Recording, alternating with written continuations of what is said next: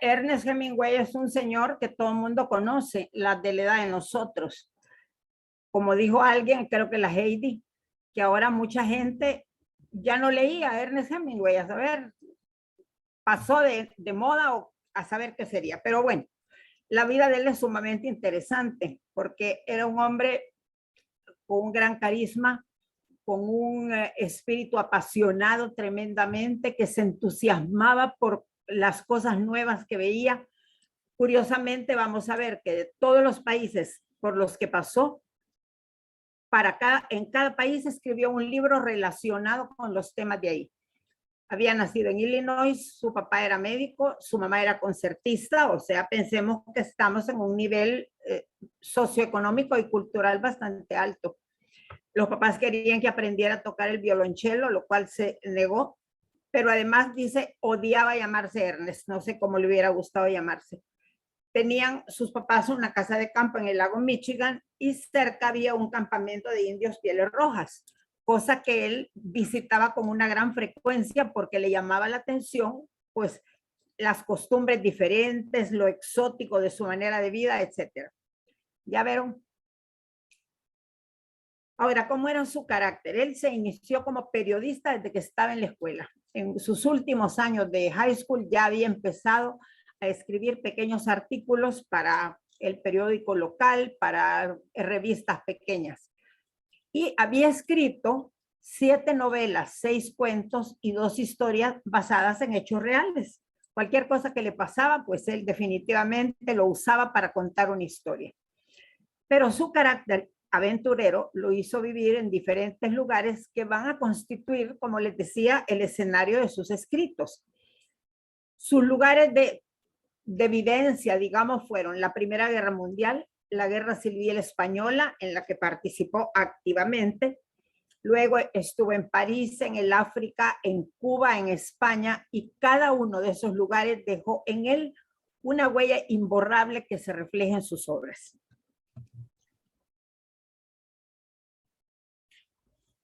En la Primera Guerra Mundial, cuando tenía 18 años, fue rechazado por el ejército americano porque tenía problemas de visión. Entonces, él se va para Europa y se enrola en el ejército italiano como conductor de ambulancias. Ahí sufre un impacto tremendo al ver los destrozos físicos de los combatientes, sobre todo en las mujeres. Vaya, sabemos todas lo horrible que fue la Primera Guerra Mundial porque la matanza era hombre a hombre, todavía no había tantas máquinas destructivas, entonces era hombre matando a hombre. Y en eso él se enamora de una enfermera italiana, pero ella lo deja después de un tiempo de romance y se casa con un oficial. A él le pareció pues quizá muy bajo el nivel del motorista de ambulancias. Entonces él quedó tan decepcionado que juró que a partir de entonces él iba a tomar la iniciativa para abandonar a las mujeres, que ellas no lo iban a hacer, ya nunca iba a ser el rechazado, él las iba a rechazar antes. Para las que somos de la tercera edad, él escribió a raíz de esto un libro que se llamó Adiós a las armas. El libro es precioso, aunque es bastante deprimente, pero la película fue un hitazo para todas las que éramos quinceañeras, porque salía la Jennifer Jones y Rock Hudson en una época en que no sabíamos que era gay, y es una película bellísima, bellísima, bellísima. Entonces, este es el efecto que en él deja la Primera Guerra Mundial. La historia es bueno, no le puedo contar, porque yo creo que aquí está, Adiós a las armas. Ese es el reflejo de su experiencia en la guerra. Él usa como elemento dramático la constante lluvia que le causa temor. Fíjense que a raíz de la guerra él desarrolla un miedo tremendo por la lluvia, porque siente que siempre va a traerle desgracias. Entonces, piensen lo que era en la Primera Guerra Mundial, aquellas trincheras horrorosas donde tenían que pasar los soldados cuando se llenaban de agua, ¿verdad? Entonces, era una situación deprimente. Entonces, en el libro, él narra el idilio de un oficial activo con una enfermera con la que no puede casarse. Razón por la que no puede casarse, porque si ella se casa con él, ella no puede ir con él, esta es la novela, ella no puede seguirlo al frente, pero si ella sigue como enfermera, ella puede ir con él al frente y seguir ahí su romance y todo lo demás. Pasa la guerra, ella tiene un parto, un embarazo difícil, un parto complicado, que termina con la muerte de ella, mientras la lluvia acompaña al protagonista al salir del hospital. Es tremendamente triste el final en el libro y en la película, pero a él le pasó un parto difícil con su segunda esposa cuando nació un niño, pero ahí el niño se murió y la esposa no, pero él cuenta que llovía torrencialmente cuando ocurrió el parto de esta señora. O sea que se imaginan el miedo que le tendría este hombre a la lluvia. Ya ver. Se muda a París y ahí se casa con Hadley Richardson y en París viven siendo él corresponsal. Ahí se reúne con el grupo de escritores que están en este tiempo, a donde está James Joyce, acuérdense que es el autor de Ulises, Ezra Pound, Scott Fitzgerald, que es el Gran Gatsby, Gertrude Stein, John Dos Passos, Pablo Picasso, Juan Miró, es decir, él entra en ese mundo bohemio de los escritores en París. Aquí dice, empiezan sus primeros cuentos cortos y ahí se prueba su gran capacidad y su talento. Luego que lee El Gran Gatsby, eso lo decide a escribir una novela.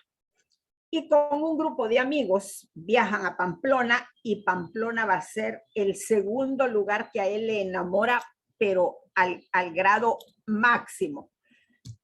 Dale, Verón. De su estancia en Pamplona, que dura bastante tiempo, no poquito, él escribe esta novela que se llama Ahora brilla el sol, que también a veces le ponen de título Fiesta. Bueno, en Pamplona él inicia un romance con Pauline Pfeiffer, una redactora de la revista Vogue, que va a ser su segunda esposa. Su novela refleja sus impresiones de los Sanfermines en compañía de un grupo de amigos bohemios, pero él no está reflejando una historia fantástica, él está contando la realidad. Es un grupo de borrachos, porque así hay que decirlo, en que se divierten a miles en las corridas de toros, luego se llevan a los músicos a su casa, en fin, se empapa del ambiente de Pamplona, de las corridas de toros. Acuérdense que es una época en que hay pleito y dificultades entre los toreros que están punteando como los mejores.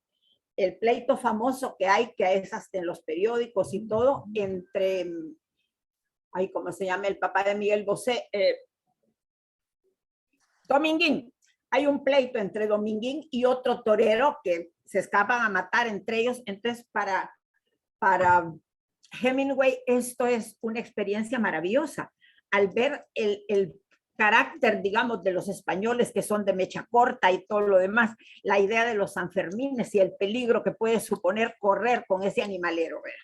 Entonces se entusiasma por las corridas y esto lo hace relatar para la revista Life. Ahí está.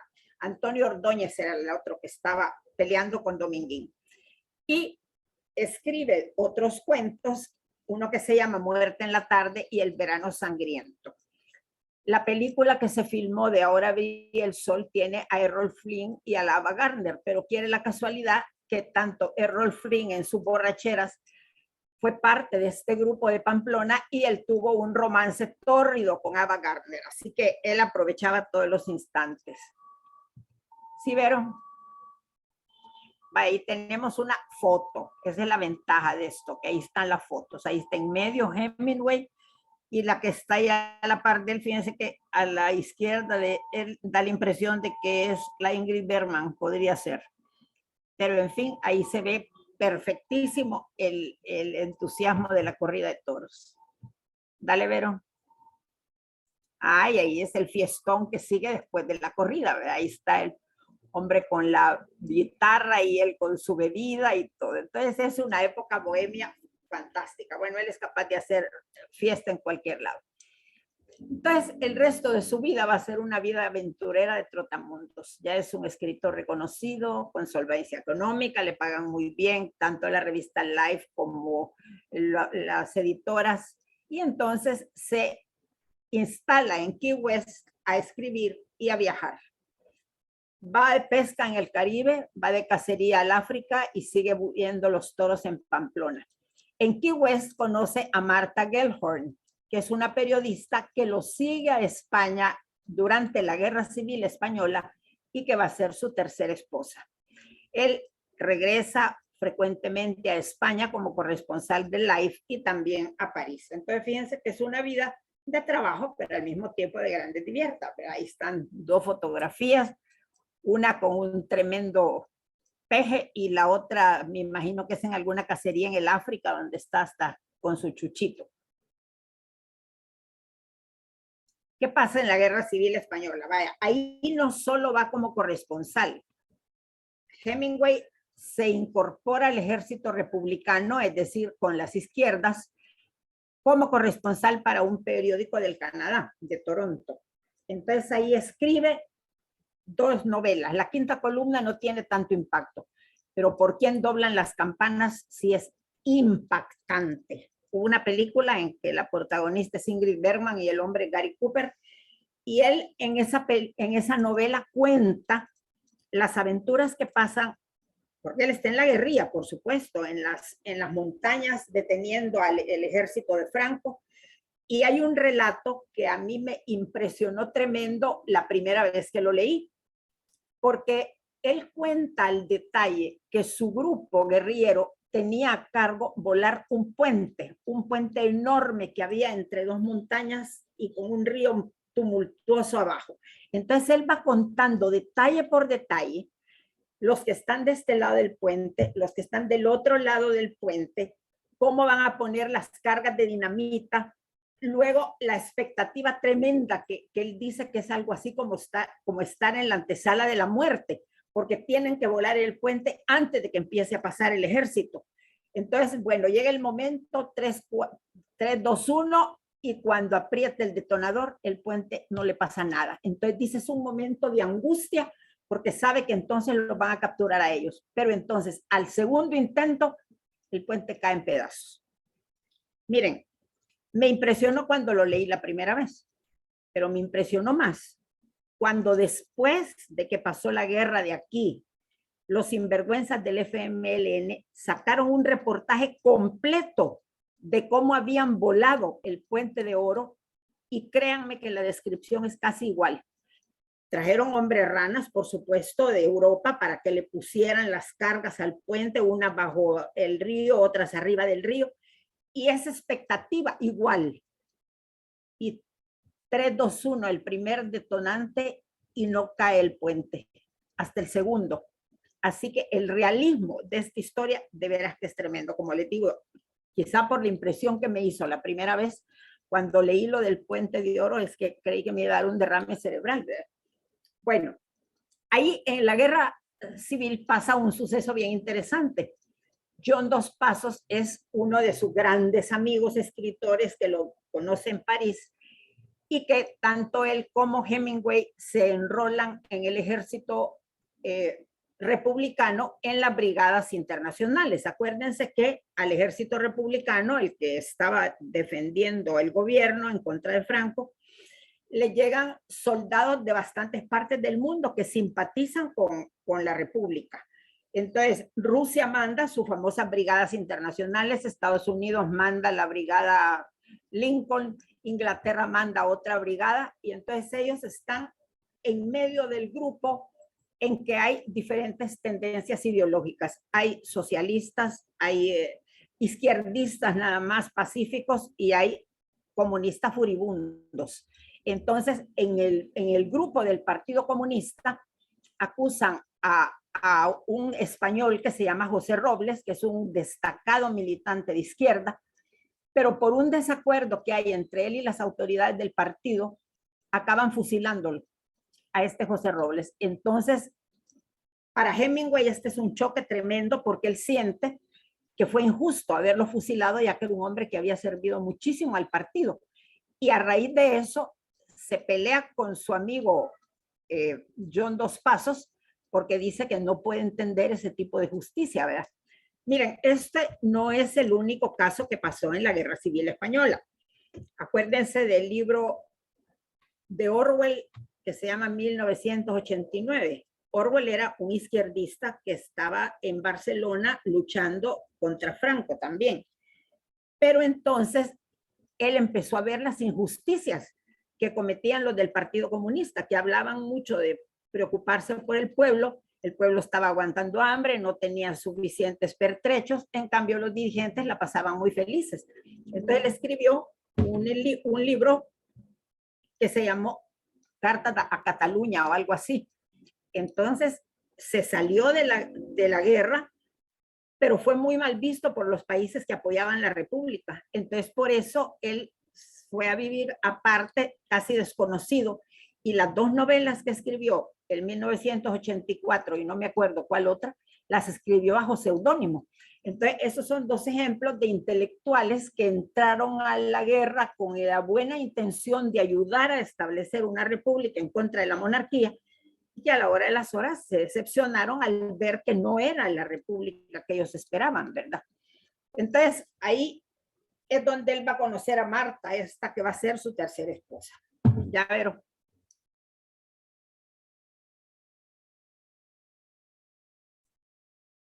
En ese tiempo ocurre que su papá se suicida por problemas económicos y esto a él le causa una impresión tremenda. Entonces como que se descontrola, sigue bebiendo, tiene varios accidentes de carro por manejar borracho, le causa fracturas severas en el brazo derecho, en las rodillas y en la cabeza. Se refugia en Key West a beber, unos consumos de alcohol tremendos. Viaja a París y cuando tiene bastante tiempo de no ir a París, piensen que aquí ha pasado la Guerra Civil Española en el interín, y entonces ahí en el hotel donde se hospeda le dicen que él dejó guardado en un locker, en una caja de seguridad del hotel, varios manuscritos. Fíjense qué vida más desordenada tendría, que se le había olvidado que él tenía esas cosas. Entonces publica eso, uno de ellos es El Jardín del Edén, otro Fiesta Movible, y aparece también ahí un manuscrito, un borrador, digamos, de una obra que su viuda, que se llama Mary, publica en forma póstuma, después que él se ha muerto, que se llama París era una fiesta, donde cuenta todo lo que disfrutaron París en esa época dorada, ¿verdad?, en que estaban los mejores intelectuales viviendo ahí. ¿Ya? Se va para el África y entonces ahí contrata como guía a un famoso cazador blanco. Fíjense que aclara que es blanco porque lo normal en esa época es que en los safaris en el África los guías generalmente eran negros. Pero él, sabiendo que este hombre había sido el guía de Theodore Roosevelt, acuérdense que Teddy Roosevelt era un apasionado por la cacería y su presa más famosa fue un gran oso enorme, inmenso. Y curiosamente ese oso está como adorno, así de pie, nada que en cuatro patas, en uno de los aeropuertos de Alaska. Como no he ido a Alaska, nunca lo he visto, ¿verdad? Pero dicen que es una obra de arte el oso ahí porque lo cazó Teddy Roosevelt. Entonces, él en esa época de África escribe Las verdes colinas de África y las nieves del Kilimanjaro. Miren, Las nieves del Kilimanjaro lo leímos muy al principio de este taller. No es una novela, es un cuento, pero créanme que es una cosa espectacular. Ahí sí que se nota la capacidad de Hemingway para escribir. Qué cosa más genial. Pero, como siempre, ¿verdad?, el avión en que viajan se accidenta, hacen un aterrizaje forzoso y él y su esposa Mary sufren heridas. Los van a trasladar al hospital en otro avión que estalla al despegar, como que el hombre lleva la nubita negra encima y ahí sufre un serio daño cerebral. Los periódicos en Estados Unidos reportaron que se había muerto, ¿verdad? Pero, sin embargo, le otorgan el Premio Nobel de Literatura, pero no puede viajar por su condición de salud y entonces lo que hace es mandar su discurso. ¿Ya vieron? Llega la Segunda Guerra Mundial. Entonces él viaja a Londres otra vez como corresponsal de guerra y ahí conoce a esta Mary, otra periodista que va a ser, aquí dice su tercera esposa, pero son mentiras, es su cuarta esposa. porque en ese momento su tercera esposa es Marta, que Marta viaja en un barco cargado de explosivos porque él no le quiere conseguir un boleto aéreo. Lógicamente ya Marta ya pasó, ya es la tercera y él ya tiene a la cuarta, entonces le vale si el barco explota con todo y Marta, pero no le pasó. Entonces él está presente en el desembarco en Normandía, se enrola en un regimiento, se va a París, ahí dirige un grupo de campesinos y apoya la resistencia y está presente en el día de la liberación de París, cuando echan a los alemanes y él está ahí. O sea que si vamos viendo sus recorridos, él ha sido testigo quizá de los sucesos más importantes del siglo en que vivió, ¿verdad? Porque estuvo en la Primera Guerra Mundial, estuvo en la Segunda Guerra Mundial, estuvo en África, estuvo en la Guerra Civil Española. Pero entonces ahí enferma de una severa neumonía que por poco lo mata y recibe una condecoración francesa por méritos de guerra. Ya verán. Entonces se va para Cuba. Viaja en el barco Pilar, compra una finca que se llama La Vigía y ahí se instala con Mary Welsh, su cuarta esposa. Inmediatamente se hace íntimo amigo de Fidel Castro porque a él se le hace que es todo un héroe porque derrocó a Batista, que era un dictador. Y ahí escribe El Viejo y el Mar, que se considera su obra maestra y le hace acreedor del premio Pulitzer. Viejo y el Mar es una novela muy difícil de leer porque es un ritmo sumamente lento. A mí se me hace pecado mortal que en los programas oficiales, en la época que yo daba clase, era obligatorio leer El Viejo y el Mar. Para unas niñas de bachillerato es incomprensible, porque solo a la gente que le gusta la pesca, entiende eso de estar 1 hora, 2 horas, 3 horas con el anzuelo a ver si cae, a ver si pica.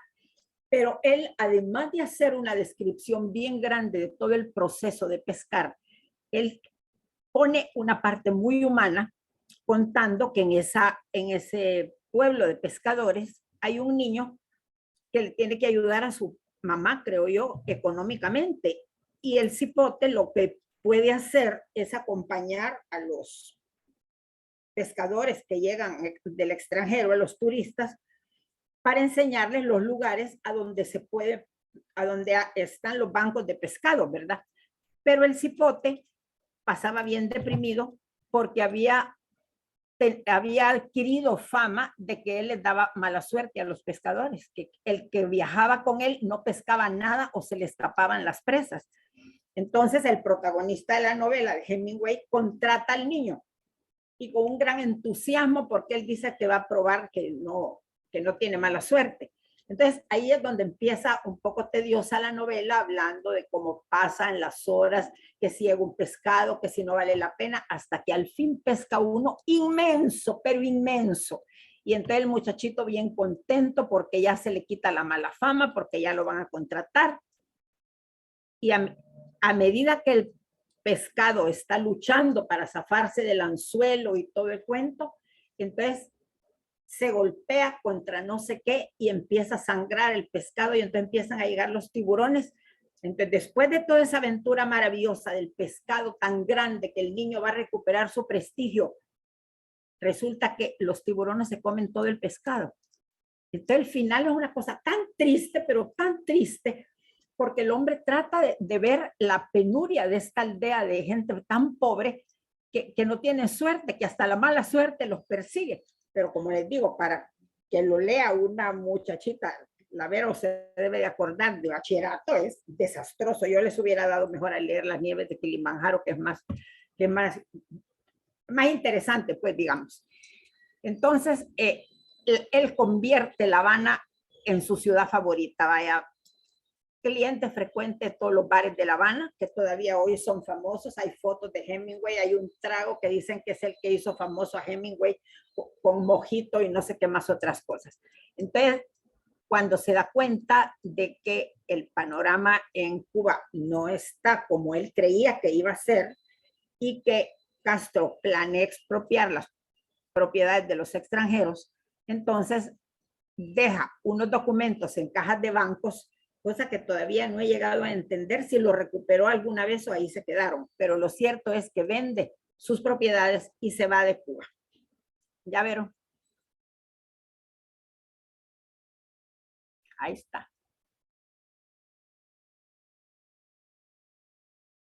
Ya. Ahí hay 4 diferentes fotos. No había otra de Cuba. No vea. ¿Y la anterior a esta cuál era? Vero, la de Fidel Castro. Sí. Vaya. Esta es, creo, la última, la casa. Volvió a Estados Unidos y se instaló en su casa de Idaho, donde sufrió tremendas depresiones y debilidad cerebral. Tremendas preocupaciones económicas y de seguridad porque por su mal carácter se ha hecho de bastantes enemigos. Va a ser investigado por el FBI por patrullajes en aguas cubanas en el barco Pilar durante la Segunda Guerra. Por supuesto que esto ya no tiene nada que ver con la época de Fidel Castro, esto es durante la Segunda Guerra, pero se ve que el FBI lo tenía chequeado. Tiene que someterse a tratamientos difíciles en hospitales con electroshocks, medicamentos fuertes para la hipertensión y termina suicidándose en su casa. Con una escopeta se da un tiro en la boca en 1961 y por lo que se ve en su familia hay la tendencia al suicidio. Se suicidó su papá, su hermano Lester, su hermana Úrsula y su nieta, sobrina nieta, creo que es la artista Margot Hemingway, que eso fue bastante reciente. Así que ahí tenemos, yo creo que esta es la última, a ver. Ah, no, aquí hay otras fotos. Ahí está el orden de las esposas. Pauline, que es la segunda, Marta, que es la tercera.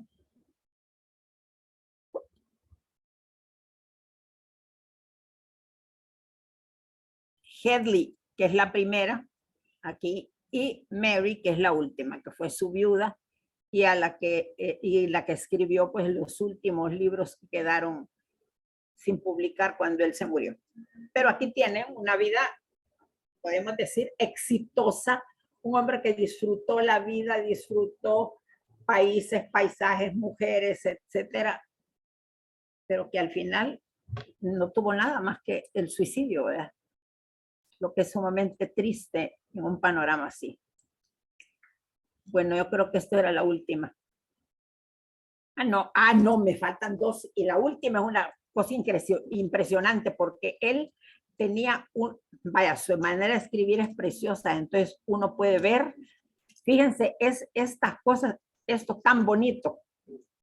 Before you act, listen. Before you react, think. Before you spend, earn. Before you criticize, wait. Before you pray, forgive. Before you quit, try. Y que en castellano también es lindo. Antes de actuar, escuche. Antes de reaccionar, piense. Antes de gastar, gane. Antes de criticar, espere. Antes de rezar, perdone. Y antes de abandonar, intente. Me encantó. Y no me extraña porque su estilo de escribir es maravilloso. Lógicamente, a veces las traducciones al castellano sufren, pero los originales en inglés sí son maravillosos por el vocabulario tan genial que tiene.